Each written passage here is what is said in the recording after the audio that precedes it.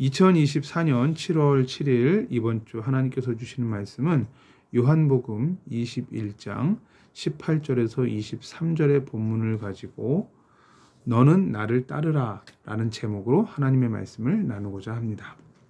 오늘 본문의 18절에 보면 예수님께서 베드로에게 이렇게 말씀하고 계십니다.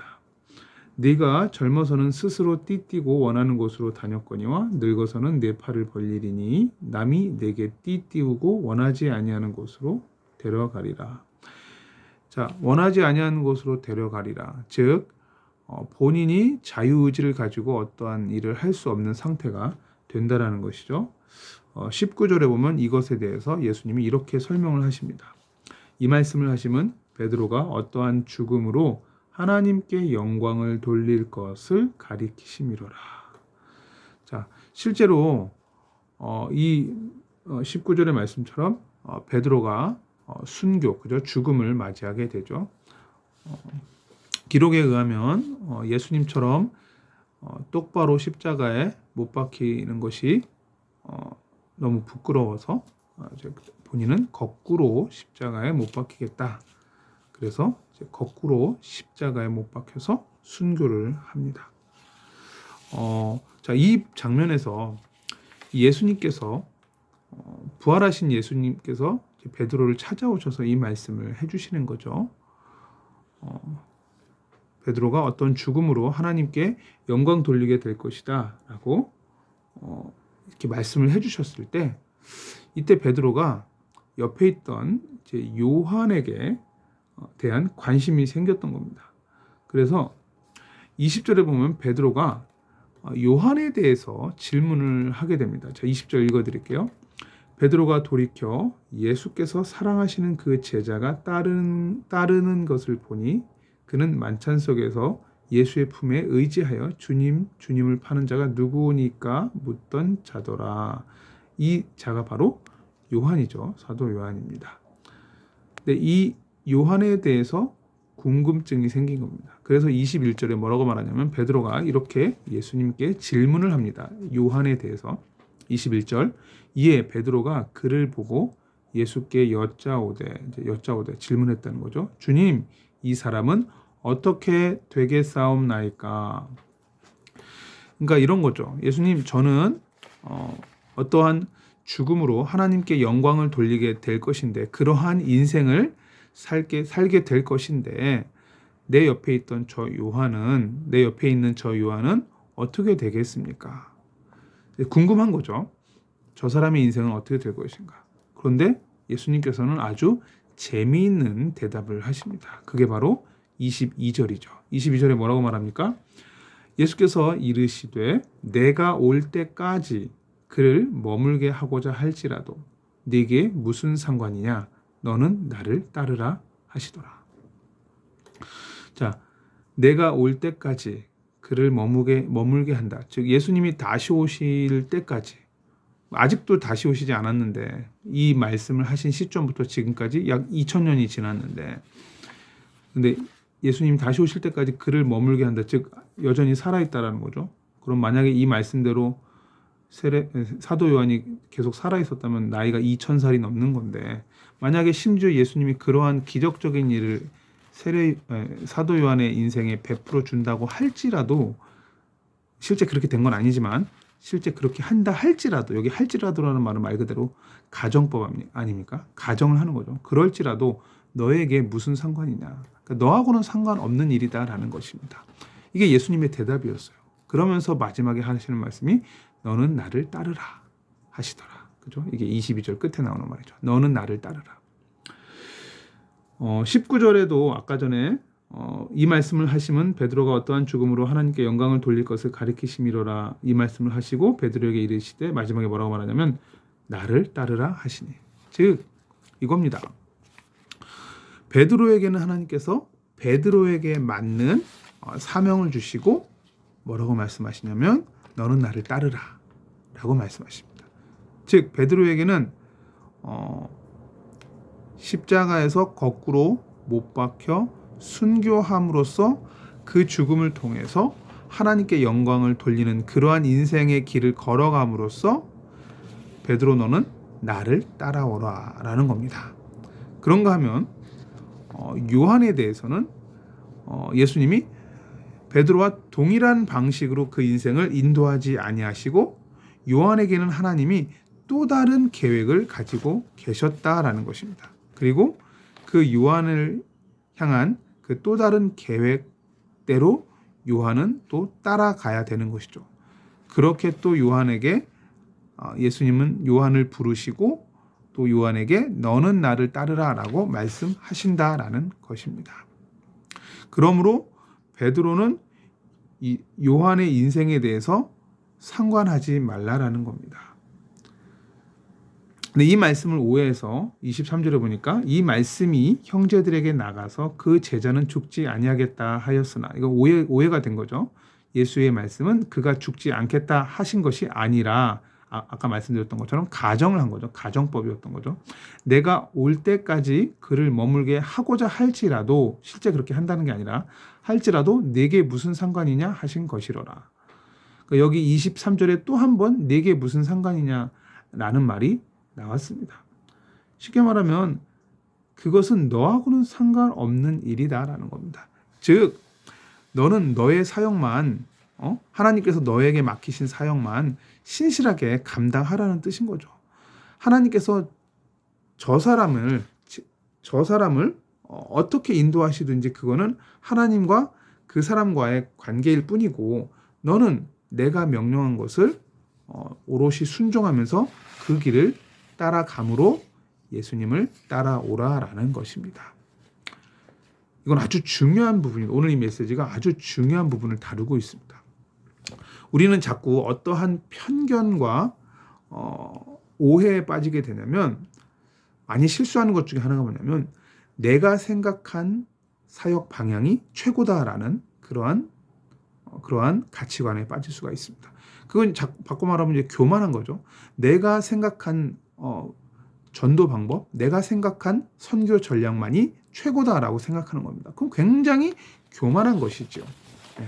오늘 이 예수님께서 이러한 교만을 경계하기 위해서 베드로는 베드로의 인생대로, 그리고 요한은 요한의 인생대로 하나님께서 각자의 인생을 다르게 인도하시고, 그 각자의 인생을 다르게 인도하심으로 하나님께서는 그 각자의 인생을 통해서 영광 받으실 것이다 라고 말하고 있는 것입니다.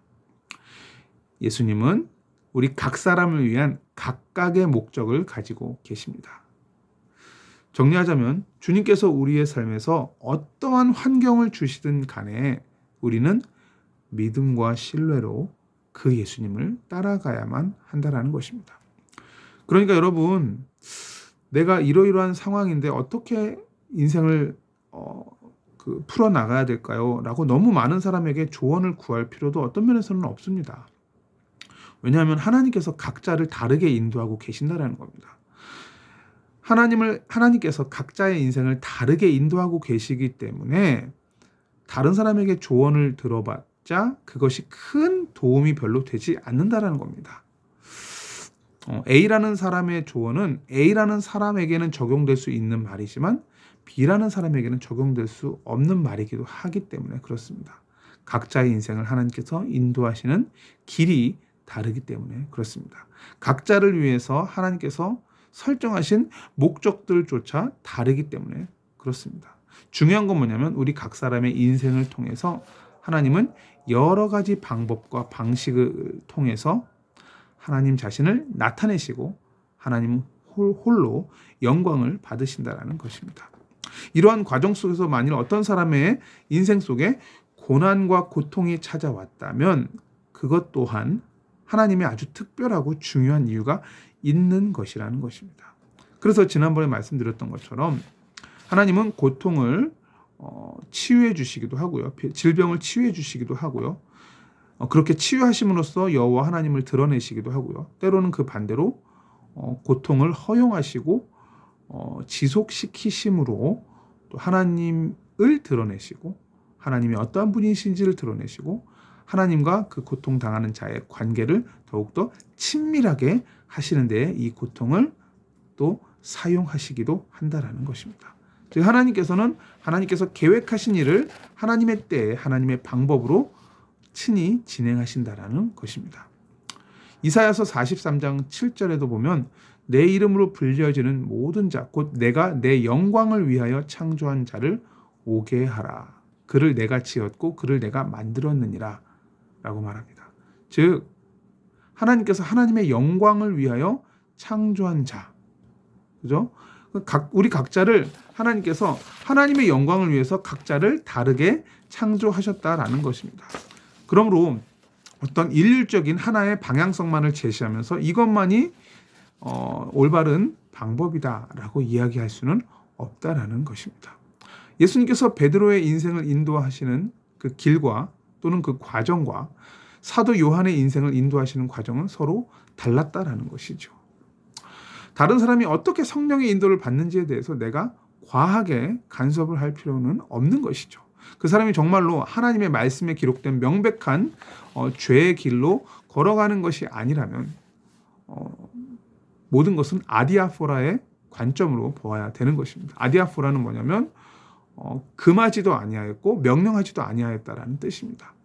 그러니까 하나님께서 금하지 아니하셨고 또 반대로 명령하지도 않으신 것이라면 각자의 인생에서 각자가 성령의 인도를 받는 것이지요.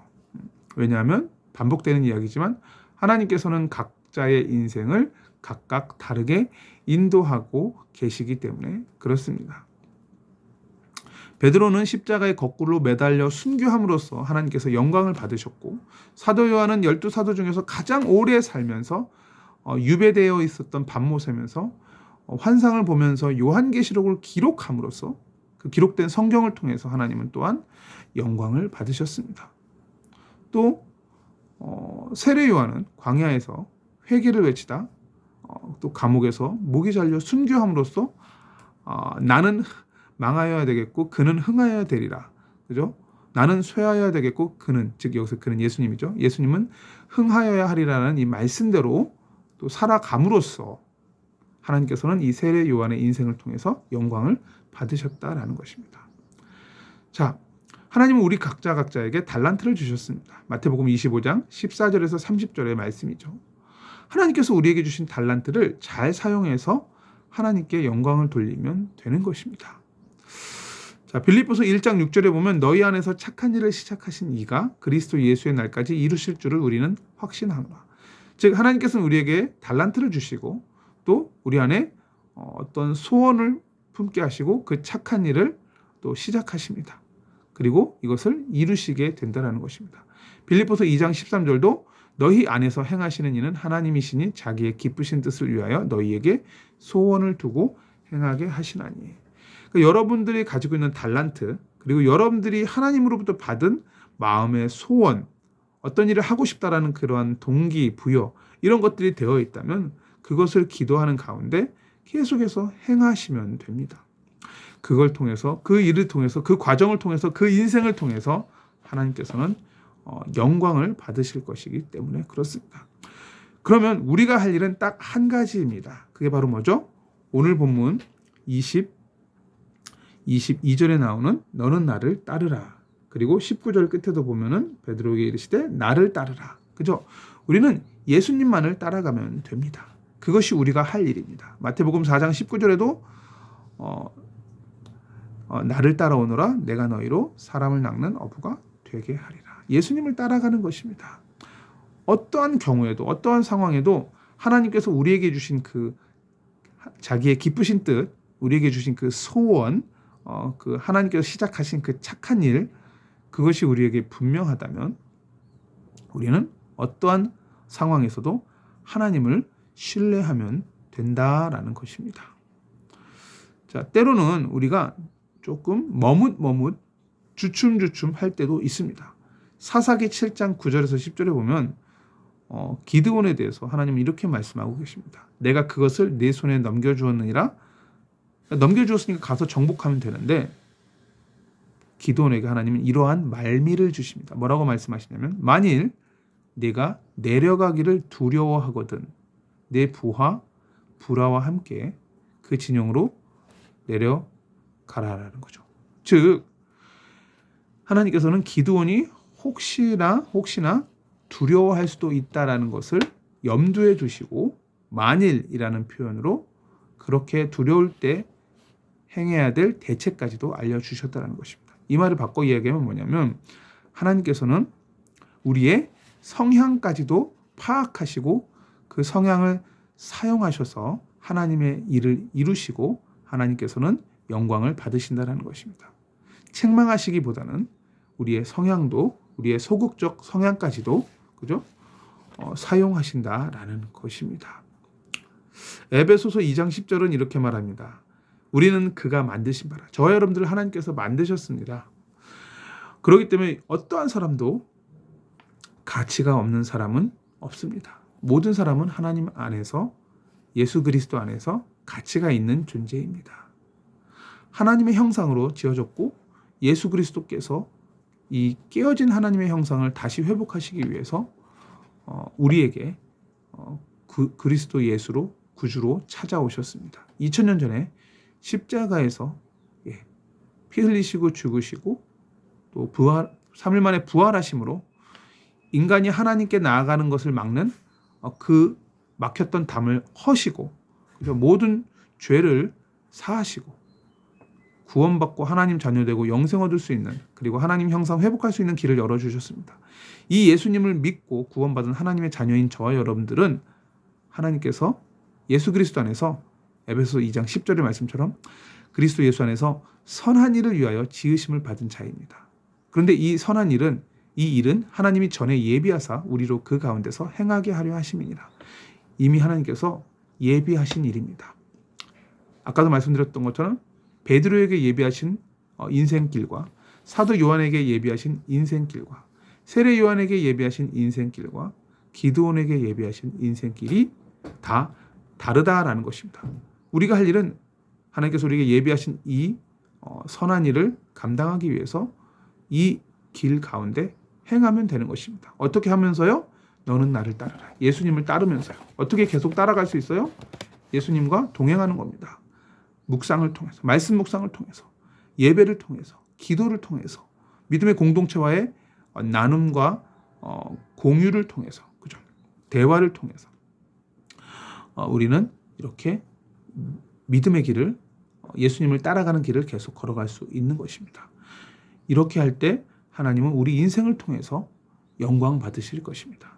베드로는 베드로대로, 요한은 요한대로, 또 저는 저대로, 또 이 말씀을 들으시는 여러분들은 여러분 인생대로 하나님께서 영광 받으실 것입니다. 이 천국 복음이 모든 민족에게 증언되기 위하여 온 세상에 전파되니 그제야 끝이 오리라. 하나님께서는 분명히 세계 선교를 명령하셨고 반드시 세계 선교가 이루어지고는 다시 오실 것인데 이 세계 선교를 이루는 그 과정 속에서 여러분 각자의 사역의 방향성은 성령님도 기도 가운데 성령님도 받으시고 여러분 각자가 또 그 인생을 통해서 그 사역의 인생을 통해서 하나님께서 영광 받으실 것을 믿습니다. 이 말씀 그대로 응답되기를 예수님의 이름으로 축원드립니다. 기도하겠습니다. 하나님, 오늘 너는 나를 따르라라는 이 말씀의 제목을 가지고 베드로는 베드로대로 그리고 사도 요한은 사도 요한대로 인도하셨던 그 예수님의 각자를 향한 그 인생의 고유한 길을 살펴보았습니다.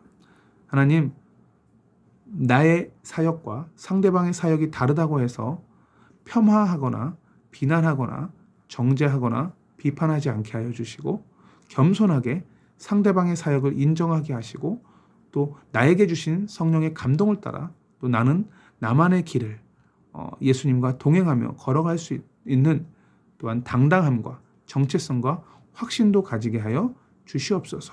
그리하여 하나님께서 우리 안에 심어두신 그 소원, 그 선한 뜻, 선한 일을 그 기쁘신 뜻을 잘 감당하기 위하여 매일매일 말씀과 기도 가운데 주님과 동행하며 믿음의 길을 걸어가게 하시고 우리의 인생을 통해서 나의 인생을 통해서 그리고 우리 각자의 인생을 통해서 오직 예수 그리스도 한 분만 영광 받아 주옵소서. 주 예수 그리스도 이름으로 기도하옵나이다. 아멘.